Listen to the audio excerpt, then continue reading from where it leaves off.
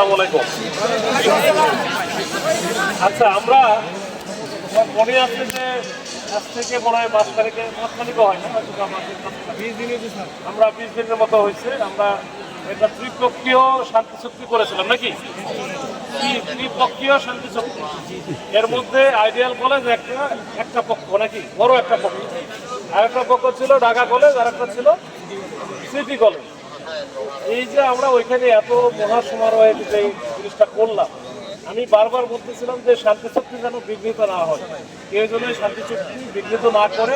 তার জন্য আমাদের একটা কমিটি আছে, তোমাদের নিজস্ব প্রশাসন আছে, নিজস্ব কলেজ আছে। তার সাথে যদি কোনো কারণে কেউ অন্যায় করে, ধরলাম যে তোমার উপরে চরম অন্যায় করছে, তোমাকে মারধর করছে, অথবা অন্য কোনোভাবে তোমার উপরে ক্রিমিনাল অফেন্স হয়েছে, সেটার তো জায়গা আছে, আছে না? ওইখানে বলো, ওইখানে বলার পরে তারপরে যদি আমরা এরপরে থানা আছে না, থানা আছে তো নাকি? থানা আছে, এরপরে থানাতে আমরা প্রতিকার চাবো। যদি থানায় প্রতিকার চাওয়ার পরেও যদি না পাও, তুমি যা ইচ্ছা করো, যে আমার কোনো জায়গায় আমার প্রতিকার দিল না, আমি এখন আমার মতো করে যা ইচ্ছা তাই করব। কিন্তু দেশ তো এটা আমাদের, এটা একটা শান্তিপূর্ণ এবং সুশৃঙ্খল একটা দেশ।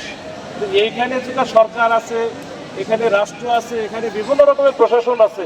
সেই ক্ষেত্রে যদি আমরা আমাদের মতো করে ইচ্ছা মতো চলতে চাই, তাহলে হবে? বলো তোমরা ভাই, আমি বুঝছি তোমাদের অনেক কথা আছে, আমি জানি তোমরা আমাদের সন্তানের মতো, আমাদের ছোট ভাইয়ের মতো, এবং আমরা কখনোই চাই না যে তোমাদের মধ্যে, নিজেদের মধ্যে যেমন গন্ডগোল হোক, ইভেন আমাদের মধ্যে আমরা কখনো আসছি, যদি কোনো ঝামেলা না হয়, আমরা পুলিশ কখনো আসে এসে তোমাদের সাথে মারামারি করতে যায় বা তোমাদের অযথা মারতে যায়।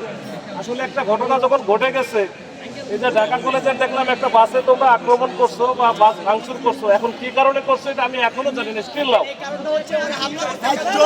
আচ্ছা, যদি হামলা করে থাকে তুমি, তাহলে কি পাল্টা হামলা তোমার করার দরকার আছে? তোমার তো আগে ওই দিকে বলা দরকার। আরে বাস ভাঙচুর করার আগে তোমার তো উচিত ছিল যে তোমাদের যে প্রশাসন আছে তাদেরকে জানানো। আরে আমরা আছি তো ভাই, আমাদের বলাইছো। এই শোনো, তোমাদের আমি জানি তোমাদের আচ্ছা, তোমাদের কাছ থেকে দু একজন শুনবো আমি। হ্যাঁ, আমি শুনবো। আচ্ছা, তোমাদের কাছ থেকে শুনবো।